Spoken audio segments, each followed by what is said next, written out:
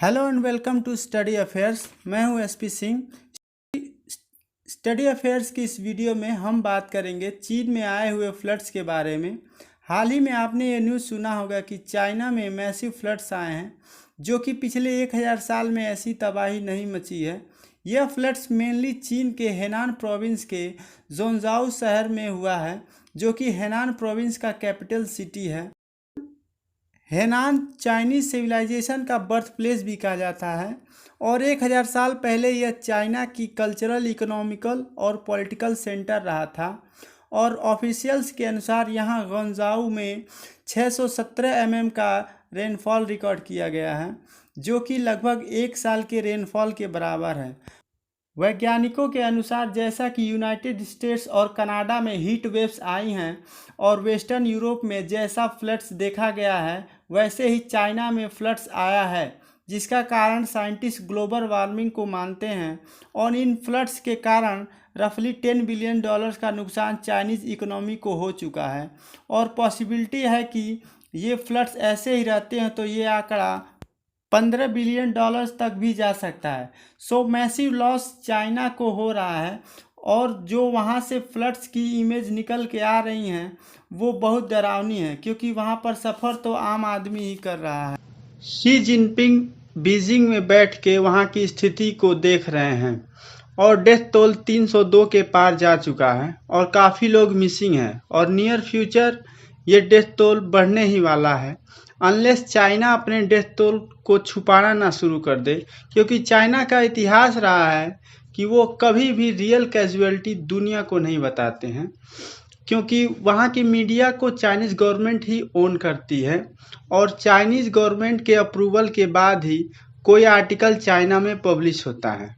India में ही महाराष्ट्र में floods आए हैं और कई ह्यूमन कैजुअलिटीज़ हुई हैं। इस हेनान प्रोविंस में अप्रॉक्स 1030 छोटी बड़ी रिवर्स गुजरती हैं, जिनमें 4 रिवर्स प्रमुख हैं: हेहे रिवर, येलो रिवर, हुहाए रिवर और योंगस्टे रिवर। और इस शहर में 50 स्क्वायर किलोमीटर का ड्रेनेज सिस्टम था। जोंजाऊ शहर डेंसली पॉपुलेटेड एरिया है, यहाँ बहुत सारी नदियाँ हैं। यहाँ इस तरह का हादसा कभी भी हो सकता था, लेकिन चाइना को इस बात का घमंड था कि हमने इतने डैम्स और रिजर्वायर्स बनाए हैं जिससे हम ऐसे फ्लड्स को कंट्रोल कर सकते हैं। मगर नेचर ने चाइना को इतना बड़ा शौक दिया है कि बारिश इतनी हुई है कि चाइना के जितने भी डैम थे वे भी ये पानी संभाल नहीं पाए। और जब भी चाइनीज़ गवर्नमेंट की नाकामी सामने आती है तो इनका माउथ पीस ग्लोबल टाइम्स इनके डिफेंस में आ जाता है और ग्लोबल टाइम्स इस प्रकार के आर्टिकल पब्लिश करता है कि डैम्स का कोई रिलेशन नहीं है हेनान प्रोविंस के फ्लड से, क्योंकि जब डैम्स पर ब्लेम जाएगा तो वो सीधा ब्लेम जाएगा चाइनीज़ गवर्नमेंट पर। जबकि कई रिपोर्ट्स ये बताती हैं कि हेनान प्रोविंस में इनके कई डैम्स को डैमेज हुआ है। वो डैम्स पानी को स्टोर नहीं कर पा रहे थे, काफ़ी जगह पानी को छोड़ना पड़ा, जिसके कारण छोटे से बड़े शहर तक हैवी लॉसेज हुए हैं। और शी जिनपिंग 5700 PLA के सोल्जर्स को भेजा है राहत एवं बचाव कार्य के लिए। ये अपने इमेज को बचाने का पूरा प्रयास कर रहे हैं। और अभी बड़ा डर ये है कि इनका एक डैम है याहेतान डैम, जो कि कोलैप्स कर सकता है। अगर ये डैम्स कोलैप्स कर गया तो और अधिक डैमेज देखने को मिलेगा इन नियर फ्यूचर, जिसका मुख्य कारण है अर्बनाइजेशन और ग्लोबल वार्मिंग। न्यूज़ में सुनने में आया है कि एक टाइफून भी चाइना की तरफ आ रहा है।